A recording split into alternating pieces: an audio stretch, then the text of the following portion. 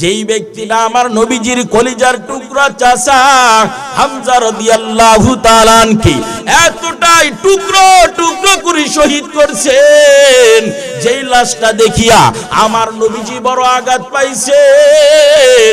ওয়াহশী রে বলে, রে ওয়াহশী, তাড়াতাড়ি আমার দরবার থেকে বের হও।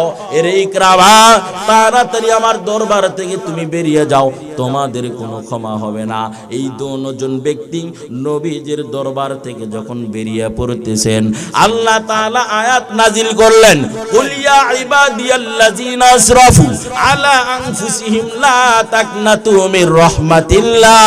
আল্লাহ তাআলা ডাক দিয়ে বলেন, ও আমার হাবিব, এই যে বান্দাদেরকে আপনি ফিরাইয়া দিলেন, বলেন তো এই বান্দাগুলো কি আপনার নাকি আমি আল্লাহর?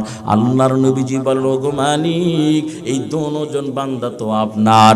আল্লাহ তাআলা ডাক দেন, ও আমার হাবিব, তাহলে আপনি কেন তাদেরকে আপনার